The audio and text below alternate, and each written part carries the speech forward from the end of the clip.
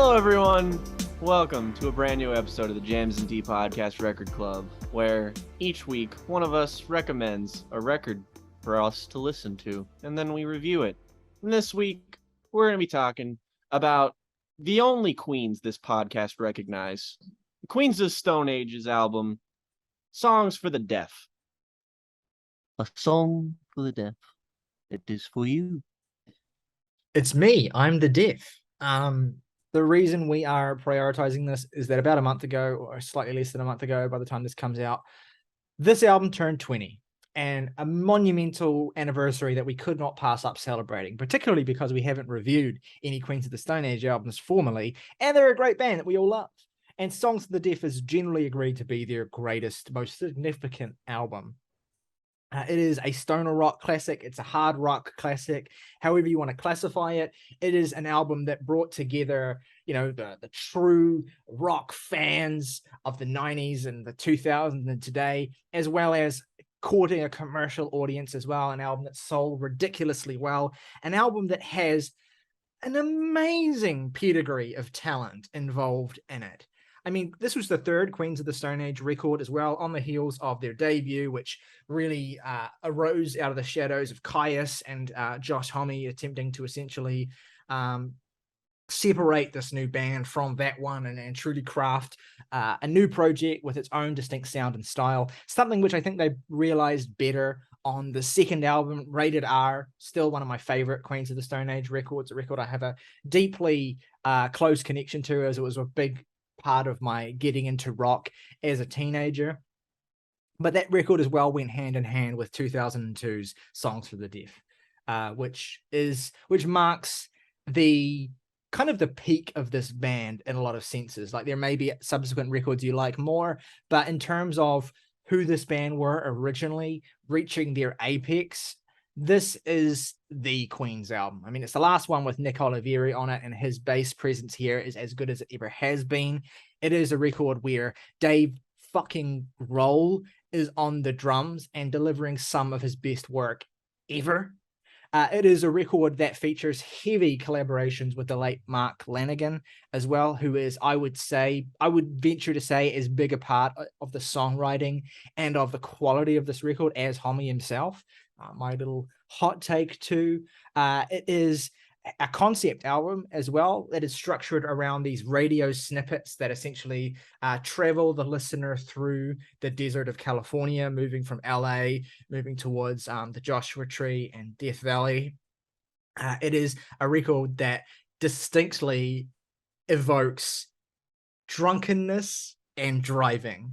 And so it's a dangerous album in a certain sense, because it's kind of hard not to listen to it and want to both get incredibly shit-faced and drive at like 120 down the fucking nearest straight road you can find. It's a record that is made for soundtracking activities that you will not remember, and that's for the best, because you deeply regret them if you do. It is a record that you can listen to it sober if you want to, but it sure as shit doesn't hit the same. It is a wild ride of an album. It's eclectic. It's intense. It smacks ass, and we love it. I need a saga. What's the saga? Songs for the Deaf. You can't even hear it. So, yeah. I mean, like, these are songs that make you feel like dead inside and alive. Like, this shit is like, for starters, the way this album sounds. This album is vacuum sealed, right, in terms of production. Like, particularly the way that Dave's drums were recorded as well by Eric Valentine, the producer. Really interesting story as well. Apparently, like, they were recorded in an isolation booth, like a really tight, constricted, claustrophobic space.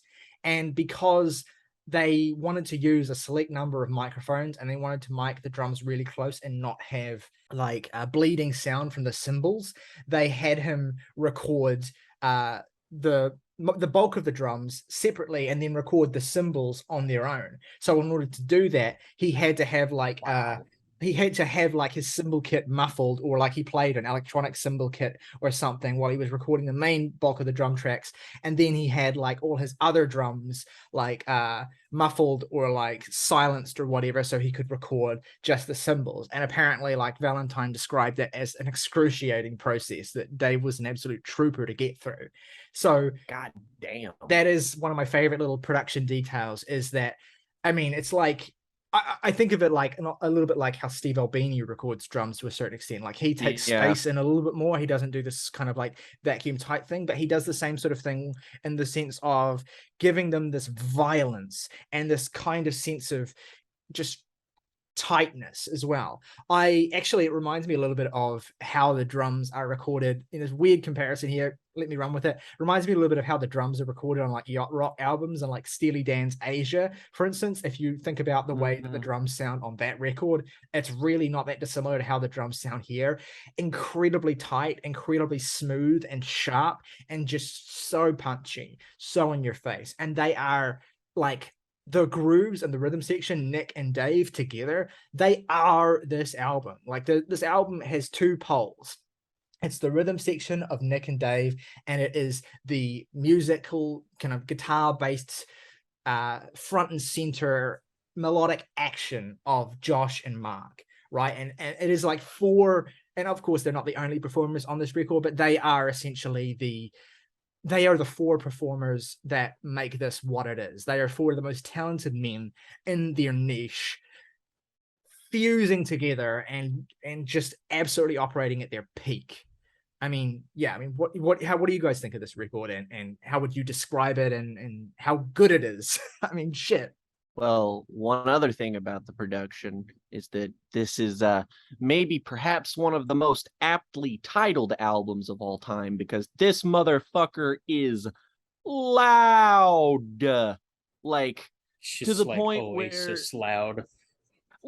like, Be Here Now loud. Like, I mean, this is an album that is almost has ear fatigue in mind with how it's not so much that it even has like dynamics. It just has moments where it decides to assault your eardrums 95% of the time, and then the other 5%, which is when it's building to assaulting your eardrums. And you know, that might be a sticking point for some people. It's an hour-long record, but there is something about just how, I don't know, groovy this is that just makes it so much fun that just kind of never matters. And also, I mean, starting off with something like You Think I Ain't Worth a Dollar, which is I mean, like, this album basically starts with a sludge metal song. It's fucking hard as shit, and Josh Homme's just screaming, clipping, and it sounds great. I have a deep respect for essentially starting an album like this with the most insane song that appears on. I mean, Six Shooter, I guess, is maybe a little bit crazier, but that's kind of a throwaway. Whereas this song is the peak of the insanity of this album. It's what's down, give it to me. And yet it does that, and it still doesn't feel like somehow the record is unable to live up to that intensity, right? I mean, I don't think there are many things more exhilarating in 2000s rock music than the way that this song goes into No One Knows, and No One Knows itself. I mean, a hit song, one of the great rock singles of the 2000s. Everyone, even people who don't know Queens of the Stone Age, if you've ever had to listen to rock radio for more than 5 minutes, you've heard this song. Queens of the Stone Age song. Absolutely. And for a good measure as well. Like Cold Take Here, it's my favorite song on the album. I just completely adore it. I love, again, how lock, step, tight that rhythm section is, and it's just driving it as well, and how like precise and well oiled the guitar playing is as well, just locked into that rhythm section too, to the point where like when you get a little bit of an extra riff kind of thrown in, it's just like, oh, it's exhilarating, like a little bit, like it just completely, it's an immaculately constructed song. It could go on for 5 more minutes for all I could care as well. It feels so short. When I listened to it early this morning, I was like, in my head, I remembered the song being like 3 minutes, and it's not. It's like almost 5, and it has a great fucking breakdown as well, and it has amazing guitar playing from Josh and Mark, and yet it just like it blindsides you and it completely sweeps you along. It's what a fucking song, man. This is such a strange band to be one of the biggest and most widely celebrated acts in 2000s rock. It really does speak to how out there everything was musically after the 90s, which was a weird decade in and of itself. And in terms of popularity of rock music, it only really got weirder. No One Knows is just like, yeah, it is. Yeah, it is. Yeah.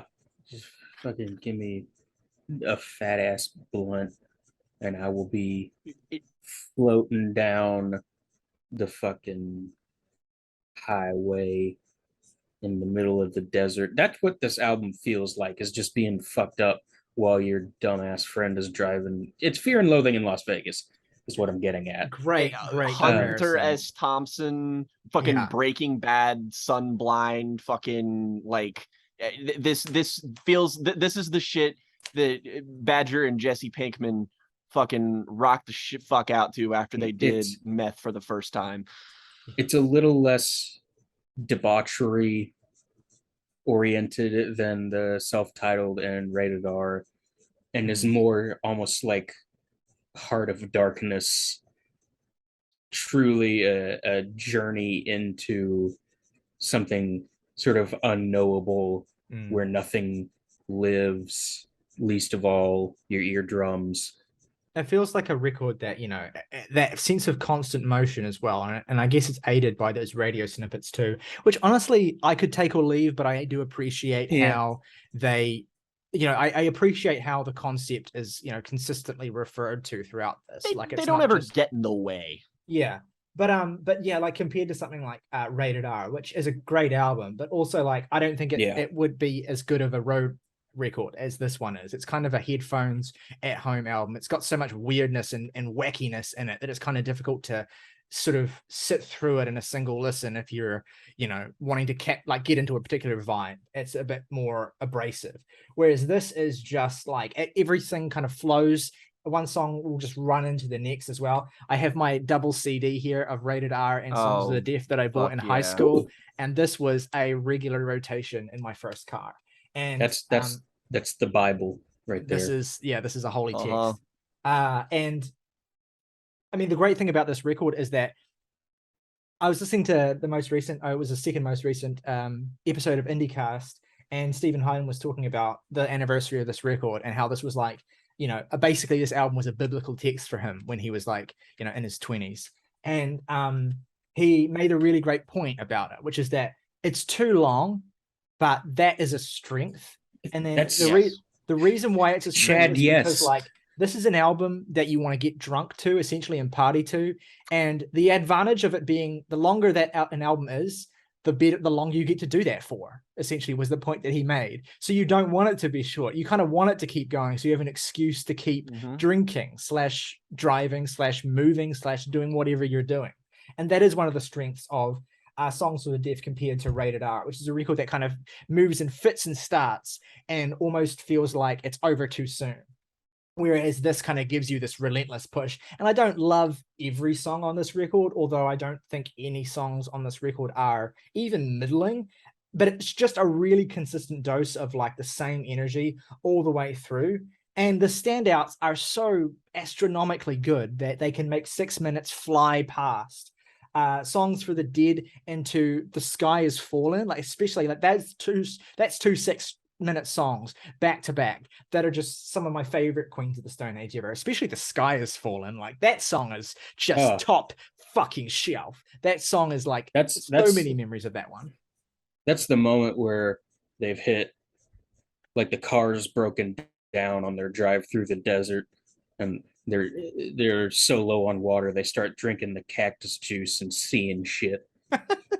Yes, it kind of does capture that little bit of like psychedelic edge, and it's just a vibe. It's not really a sonic thing. It's more of a like a theme that fits in with that desert environment, that Fear and Loathing in Las Vegas evoking thing. Like I imagine that though I associate this album specifically with drinking, I could also imagine you have an amazing time if you took acid and listened to it as well. The Oliveri songs are kind of a bit of a mixed bag. Again, like there's amazing songs that Oliveri sings on here, like the first track, like one of the most underrated songs on this record, in my opinion, Gonna Leave You, which is a song I really love from the back half. Then there's also songs like Six Shooter and Another Love Song, where it's like, I don't mind these. They're like, they're filling out the runtime. I don't find him as compelling of a vocal presence on these songs. Though I do think that the songs that Lanigan sings as well, Song for the Dead, Hanging Tree, and especially God is in the Radio, which is another great deep cut from this record that I love, are like, I like the way that the vocal duties are shared across this record. I like the way, because these are songs where you have a very consistent aesthetic, essentially. And someone who's being less charitable could describe about 3/4 of this record as essentially being the same song over and over again. But like that continuousness and consistency, there's a good amount of variation given to that by the way in which the band essentially swap vocalists and stuff, and you get a little bit more variation happening there.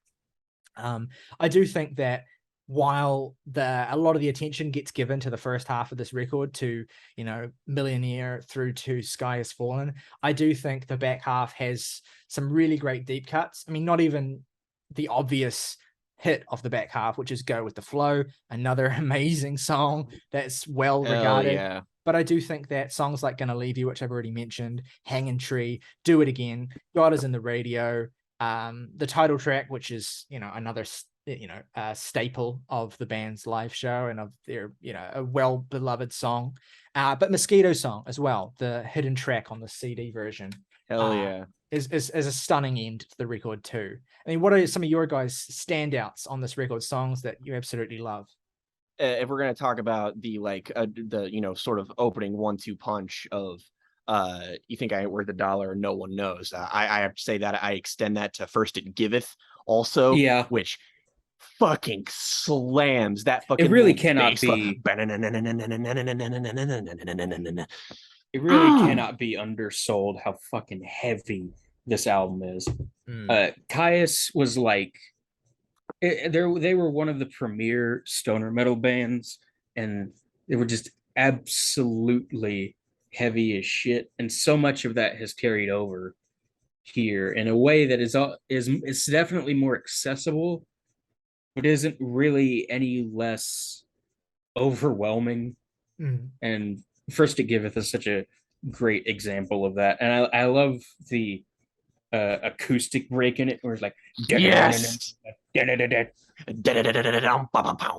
oh fuck yeah, that's some great shit. That's like this album has such an emphasis on like its actual grooves that it feels like Queens of the Stone Age had like just with every passing record they just sort of sculpt a little bit off until they finally get down to the marbled statue that is this album, where it's just this quintessential version of itself. And it also has like another great thing about this that kind of separates it a little bit from Caius while still being informed by it is the sort of melodic presence of the vocals. Like a lot of the times, like on First It Giveth, with like the repeated refrain, like the first time it doesn't have like a harmonized vocals, and then the second time it does. It's the first it giveth, then take it away, and then like that also first happens on No One Knows. Then I take it away.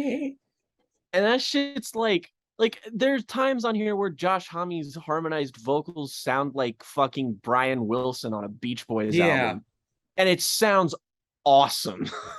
Yeah, I hadn't heard this album in full in years. I couldn't even say how many. And I hadn't heard First It Giveth in years, but I could still remember the sound and the hook of that song like embedded into my brain. Same actually is true of Sky Has Fallen as well, and Go With The Flow. And No One Knows, which I have heard. I hear basically all the fucking time, whether I want to or not, because it's just everywhere.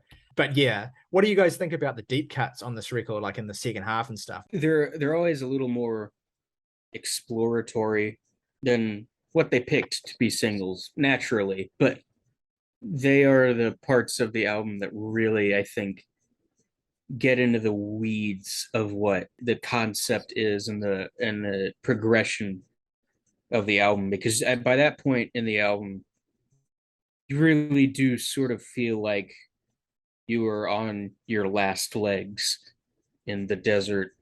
By the time you get to like Hanging Tree, especially, which is like pretty much, yeah, that is the midpoint of the record. That I think that kind of marks a shift in the album.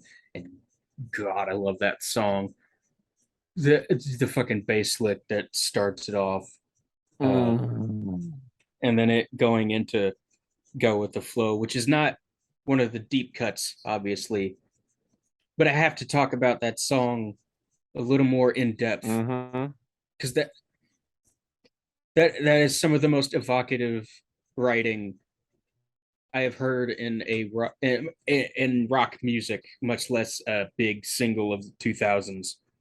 She said, "I'll throw myself away. They're just photos after all. I can't make you hang around. I can't wash you off my skin." Just Joshua. Who Mr. Homie. who told a motherfucker named Josh he could do this? It's not allowed. Yeah. I don't. I didn't. I'm supposed to be trashed out here in the desert with my homies. Why are you getting me on my contemplative shit?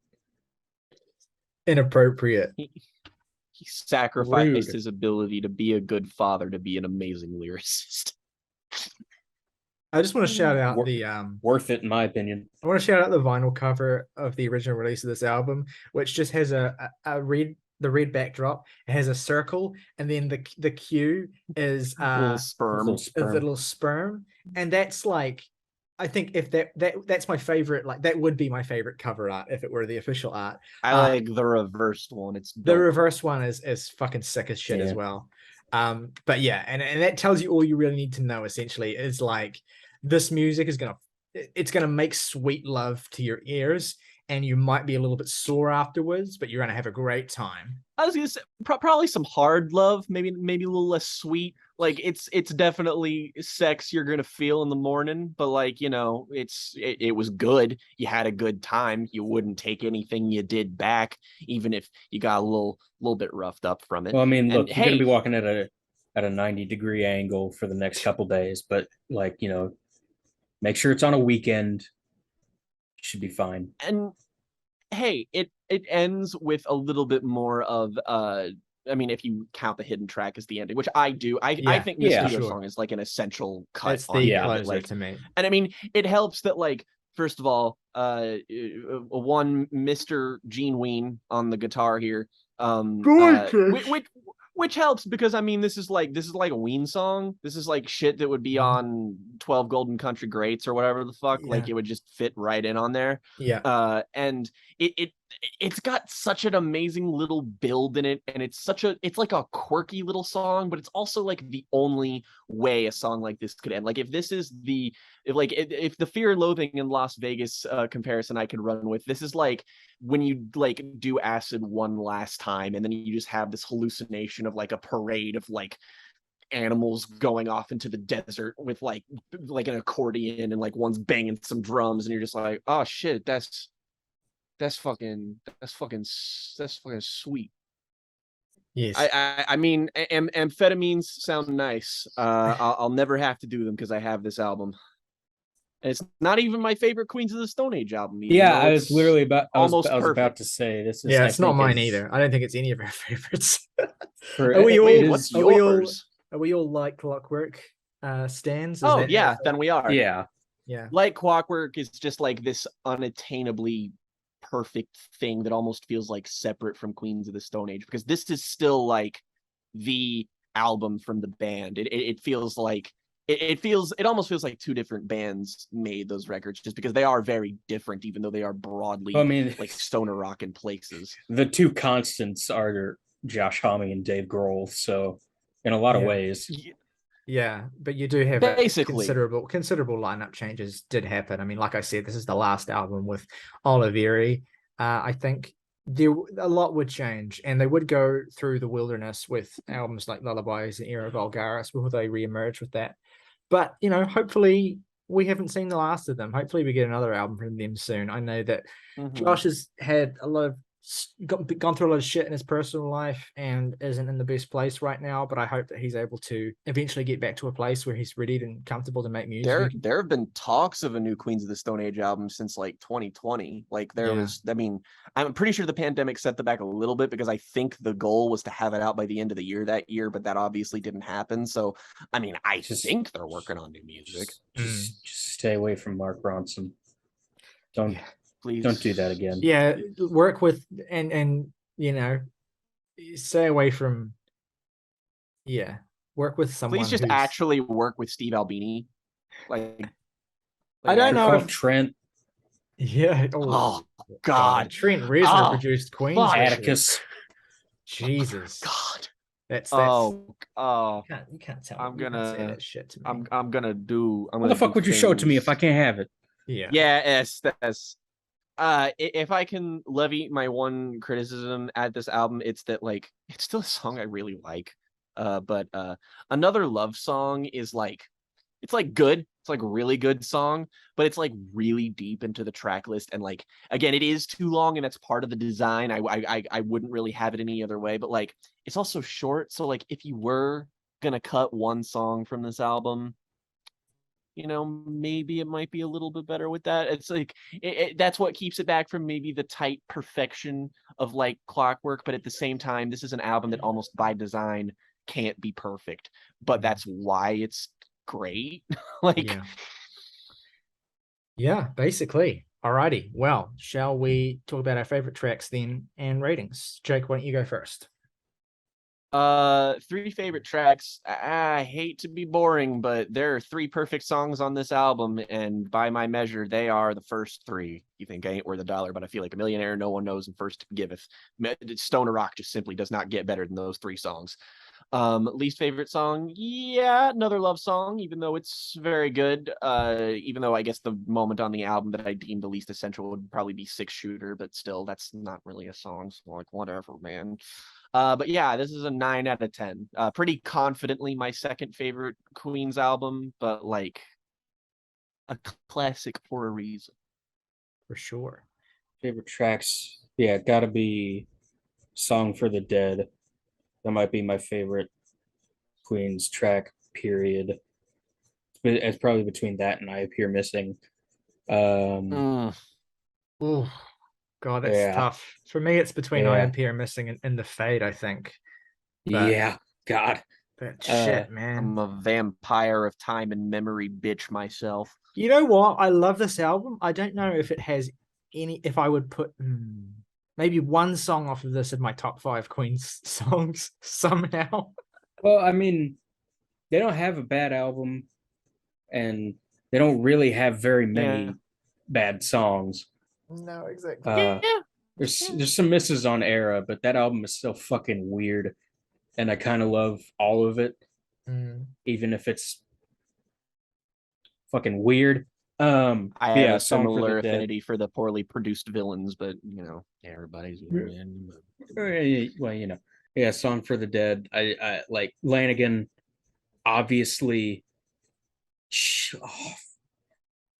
Goat. Life's a study in dying. We will be talking about Lanigan again on this series very soon as well. So keep your eye out. Probably my favorite girl performance as well on this track. Yeah. Second favorite, probably Go with the Flow, and then I will shout out Mosquito Song as well. I don't really have any least favorites. This is so close to a 10. It's sort of a 9.5 by design, I feel. So I'm gonna go with that. Feels more honest, but like it's a bit like Vitalogy in that sense. Just to think of a similar rock staple. All right, my 3 favorite tracks are No One Knows, The Sky Is Fallen, and Go with the Flow. Very basic picks, but that's what it is.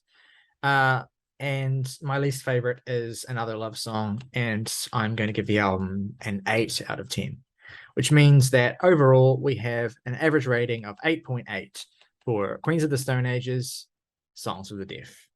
Let us know at home what this album means to you, what your favorite tracks are, how it would rank in your Queens of the Stone Age album ranking as well. We want to hear from you, we want to hear your takes, we want to hear your thoughts on what we have to say as well in the comments below. If you enjoyed this episode, please consider giving it a like and hitting the subscribe button if you have not already. We do a lot of videos like this every week.